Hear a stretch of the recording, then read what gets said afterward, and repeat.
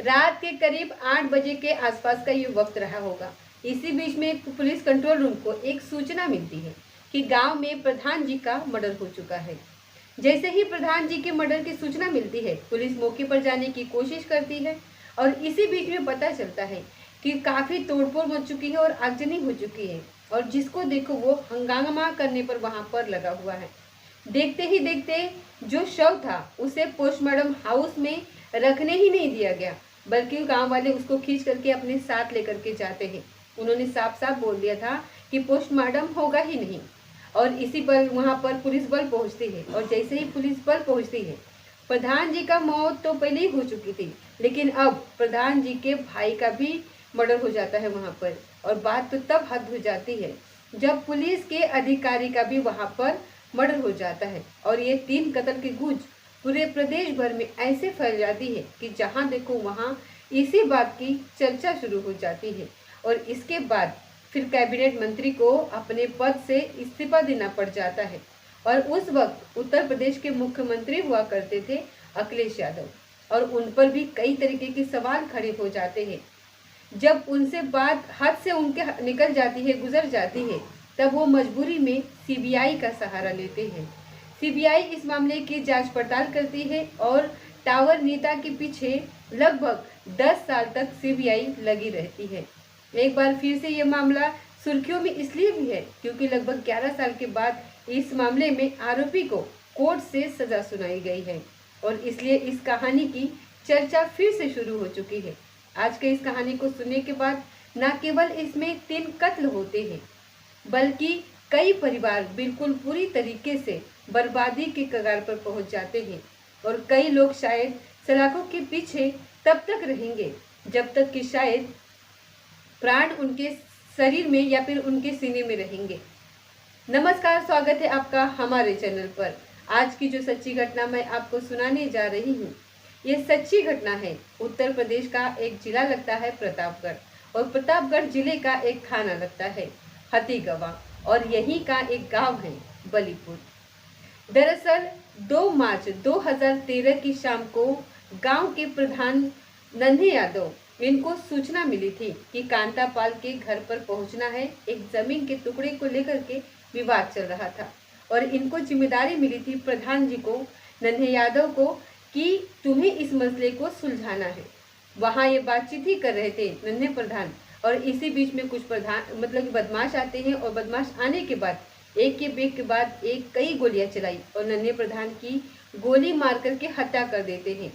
जैसे ही हत्या की सूचना अब पुलिस तक पहुंच जाती है, रात के लगभग 8 बजे के आसपास पुलिस कंट्रोल रूम को यह सूचना मिलती है कि प्रधान जी की हत्या कर दी गई है। जो यहाँ के नज़दीकी पुलिस स्टेशन के अधिकारी होते हैं, वो कुंडा कोतवाल सर्वेश मिश्रा उनका नाम होता है, वो अपने टीम के साथ जैसे गांव के अंदर प्रवेश करते हैं, लेकिन गांव वालों ने उन्हें गांव के अंदर घुसने ही नहीं दिया। खुद ही पुलिस को घसीट दिया और जो लाश थी उस लाश को अपने घर पर लेकर के जाते हैं, लेकिन किसी को देते ही नहीं है। आगजनी हो जाती है, बवाल हो जाता है, तोड़फोड़ शुरू हो जाता है, हंगामा बहुत ज्यादा होता चला जा रहा था। कोतवाल की हिम्मत नहीं थी कि गांव के दहलीज के अंदर वो कदम रख सके, इसीलिए वो उच्च अधिकारियों को सूचना देते हैं और कहते हैं कि साहब यहाँ पर बवाल बहुत ज्यादा बढ़ गया है, इसीलिए आपको आना ही पड़ेगा।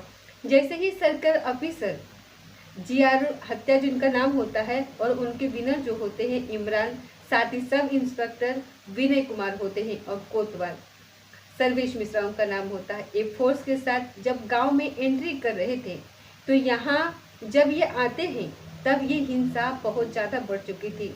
हिंसा इतनी बढ़ गई थी, पुलिस वालों पर गांव वाले पथराव करना शुरू कर देते हैं और पुलिस वालों के जो भी उनके हाथ में आता है उनको मारना शुरू कर देते हैं। देखते ही देखते फायरिंग शुरू हो जाती है। जैसे ये फायरिंग शुरू होती है, गांव में अफरा तफरी का माहौल पैदा हो जाता है, भगदड़ मच जाती है वहां पर। और इसी बीच में एक गोली आकर के जो प्रधान नन्हे यादव होते हैं, उनके ही एक छोटे भाई होते हैं सुरेश यादव, उनको वो गोली लग जाती है और जैसे उनको एक गोली लगती है वो भी जमीन पर गिर जाते हैं और उनकी भी वहां पर मौत हो जाती है। अब तक जो मामला था वो जस्ट डबल हो जाता है। दोगुनी रफ्तार से लोग अपने गुस्से को जाहिर करने लगते हैं, तोड़फोड़ शुरू हो जाती है, हंगामा खड़ा हो जाता है। अब पुलिस वालों ने मौका देखते ही यहाँ से अपनी जान बचाने की कोशिश करना शुरू कर दी। जो भी पुलिस वाले थे वो खेतों की तरफ भागना शुरू कर देते हैं। बस अब उन्हें पड़ी थी कि किसी भी तकलीफ से उनकी जान बच जाए। लेकिन जो सर्किल ऑफिसर होते हैं, सीओ, यानी कि जिनका नाम जियाउल हक होता है, डीएसपी साहब, वो पकड़े जाते हैं और उन्हें गांव वाले पकड़ करके इतना मारते हैं जब तक कि उनके तसल्ली उनको नहीं हो जाती, तब तक उन्हें मारते रहते हैं, पीटते रहते हैं। जब बिल्कुल पूरी तरीके से अधमरे हो जाते हैं जियाउल हक, वो किसी भी विरोध करने की स्थिति में थे ही नहीं, जमीन पर पड़े हुए थे। इसी बीच में एक गोली चलती है और गोली जाकर के लग जाती है जियाउल हक को। अब जियाउल हक के भी वहां पर मौके पर मौत हो जाती है। रात के लगभग 11 बजे के आसपास का ये वाक्य था। 8 बजे से ये कहानी शुरू होती है। रात के 11 बजे तक ऐसे ही तांडव मचता रहता है। गांव के लोगों का गुस्सा लगातार बढ़ रहा था। जो पुलिस वाले यहाँ से भाग करके गए थे, अपनी जान बचा रहे थे, उन पुलिस वालों ने उच्च अधिकारियों को सूचना दी कि हमारी पूरी टीम है, लेकिन डीएसपी साहब का कहीं अता पता नहीं है। जितनी जल्दी हो सके उतनी जल्दी फोर्स भेज दीजिए, क्योंकि गांव में एक नहीं बल्कि 2 मर्डर हो चुके हैं और सीओ साहब का कहीं अता पता नहीं है।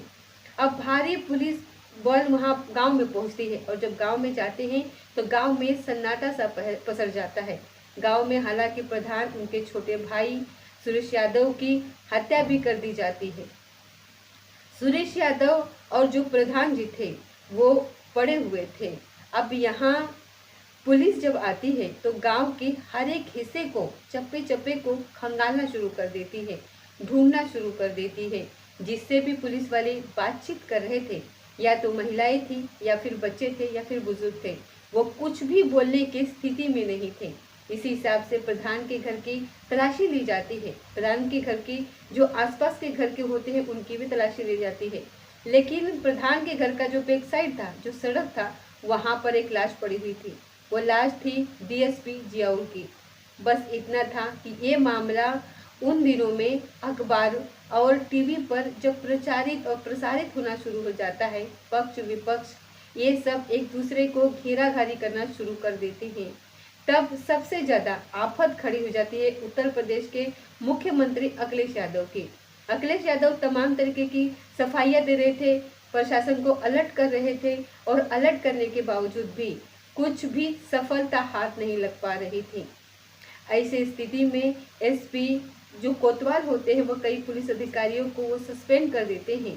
लेकिन गांव का गुस्सा अलग बढ़ रहा था, पुलिस का गुस्सा अलग बढ़ रहा था, क्योंकि गांव में 2 लोगों की हत्या हुई थी, उधर पुलिस के ऑफिसर की हत्या हो चुकी थी। अब ये पता करने की कोशिश की जाती है कि आखिरकार मामला क्या है। जब सीओ साहब का पोस्टमार्टम कराया जाता है तब पता चलता है कि इनको बहुत बुरी तरीके से मारा गया था, साथ ही इनको गोली भी लगी थी। दरअसल ये उत्तर प्रदेश का एक जिला देवरिया है और देवरिया जिले का एक गांव लगता है जुआभर।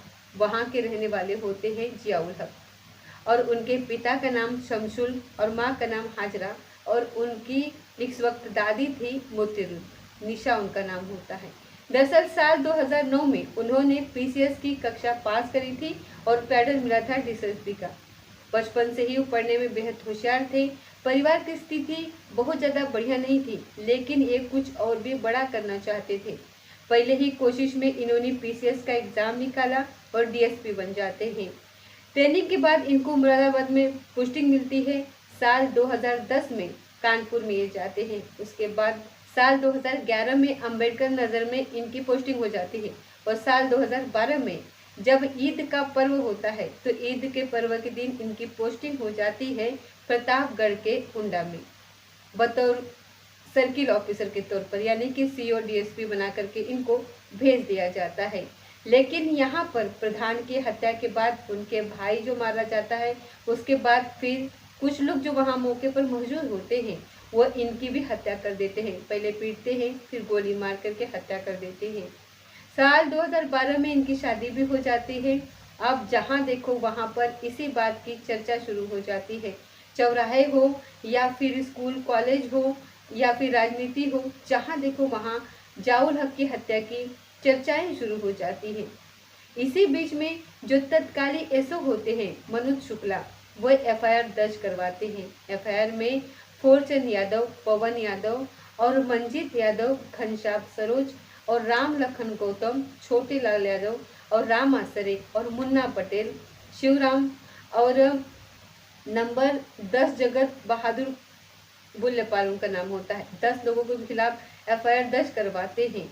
और इसी बीच में जिनकी इनकी पत्नी होती है परवीन आजाद, इन्होंने अपनी तरफ से एक एफआईआर दर्ज करवाई। इन्होंने कहा कि मेरे पति की जो हत्या करी है वो रघुराज प्रताप सिंह ने उर्फ राजा भैया ने करी है, जिसको उस वक्त वो कैबिनेट मंत्री हुआ करते थे। साथ ही उनके जो करीबी होते हैं, जिनका नाम गुलशन यादव होता है, हरिओम श्रीवास्तव होता है, नंबर 10 जगत बहादुर पाल उर्फ बुल्लेपाल, 10 लोगों के खिलाफ एफआईआर दर्ज करवाई जाती है। और इसी बीच में इनकी पत्नी होती है परवीन आजाद, इन्होंने भी अपनी तरफ से एक एफआईआर दर्ज करवाई। इन्होंने कहा कि मेरे पति की जो हत्या करी है वो रघुराज प्रताप सिंह उर्फ राजा भैया ने करी है, जो उस वक्त कैबिनेट मंत्री हुआ करते थे। और साथ ही उनके जो करीबी होते हैं, जिनका नाम गुलशन कुमार होता है, हरिओम श्रीवास्तव होता है, रोहित सिंह, संजय सिंह, इन पर एफआईआर दर्ज कर ली जाती है। राजा भैया पर इतना दबाव पड़ता है कि वो अपने पद से इस्तीफा दे देते हैं। और न केवल राजा भैया पर दबाव पड़ता है, बल्कि उत्तर प्रदेश के मुख्यमंत्री अखिलेश यादव पर भी दबाव पड़ जाता है। अब जब लगातार अखबारबाजी हो रही थी, तब केंद्र सरकार से वो अपील करते हैं कि वो इस मामले की जांच सीबीआई से कराए, ताकि इसमें न्याय हो सके, ताकि इसमें दूध का दूध और पानी का पानी हो सके, ताकि किसी पर किसी का भी आरोप न लग सके। लगातार जांच चलती रहती है, सवाल खड़े होते रहते हैं। सीबीआई इस मामले की जांच पड़ताल कर रही थी।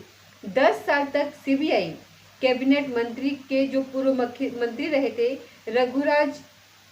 रघुराज प्रताप सिंह, जिनका नाम उर्फ राजा भैया है, इनकी सीबीआई रहती है। 10 साल के बाद इनके टीम को क्लीन चिट मिल जाती है, जिसमें राजा भैया, गुलशन यादव, हरिओम श्रीवास्तव और रोहित सिंह और संजय सिंह, इन पर जो एफआईआर हुई थी, जो सीओ की पत्नी परवीन आजाद की तरफ से एफआईआर करवाई गई थी, इनको क्लीन चिट मिल जाती है। लेकिन मामला अदालत में चलता रहता है और सीबीआई की अदालत ने लगभग 11 साल के बाद 10 लोगों को उम्र कैद की सजा सुना दी है, जिसमें नंबर 1 फूलचंद यादव हैं, पवन यादव हैं, मंजीत यादव हैं, घनश्याम यादव, सरोज, राम लखन गौतम, छोटे लाल यादव, राम आसरे, मुन्ना पटेल, शिवराम पासी और जगत बहादुर पाल उर्फ बुल्लेपाल उनका नाम है। इनके खिलाफ जो मामला चार्जशीट लगाई गई थी, उसके बाद सबूत और गवाहों के मद्देनजर रखते हुए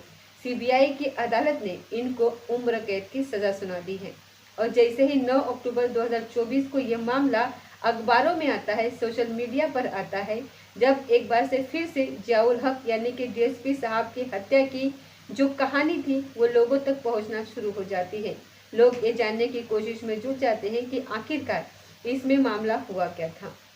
उस वक्त वाकई में प्रिंट मीडिया में जो नौकरी करते थे वो ये मामला बहुत ज़्यादा चर्चाओं में लाए थे।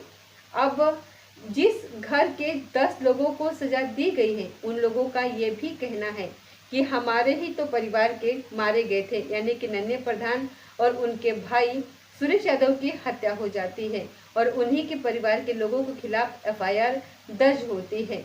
जब यह मामला आता है, एक तरफ तो जियाउल हक के परिवार वाले भी इनका स्वागत किया और उन्होंने क्या कि जो उम्र कैद हुई है, ये फांसी की सजा अगर होती तो बेहतर था, इसलिए शायद उच्च अदालत में ये अपील करेंगे।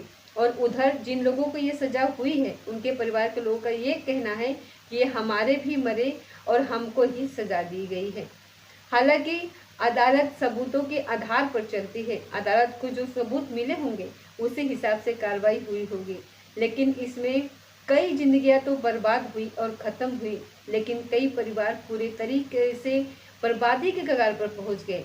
जब तक आखिरी सांस रहेगी, शायद जब तक ये 10 के 10 लोग सलाखों के पीछे अपनी ज़िंदगी गुजारेंगे, काश उस दिन उन्होंने इतनी जिद ना करी होती, काश वो लाश यानी कि नन्हे यादव के शरीर को, उनके लाश को पोस्टमार्टम के लिए जाने दिया होता तो शायद आज इतना बड़ा बवाल नहीं मचता और ना ही प्रधान के छोटे भाई सुरेश यादव की हत्या होती और ना ही आज इसमें डीएसपी की हत्या होती और ना ही इतने लोगों को फिर आगे सजा होती। जिन्होंने प्रधान की हत्या करी थी शायद उनको सजा जरूर मिलती। उनका हुआ क्या, इसमें जो रसेज में जानने की कोशिश करी गई है उनके बारे में कोई जानकारी मिल ही नहीं पाई। दोस्तों, इस पूरे घटनाक्रम को सुनाने का उद्देश्य किसी को परेशान करना नहीं है, किसी का दिल दुखाना नहीं है, बल्कि आपको जागरूक करना है, आपको सचेत करना है। तो ये थी आज की सच्ची घटना। मिलते हैं अगली किसी सच्ची घटना के साथ। तब तक जय हिंद, जय भारत।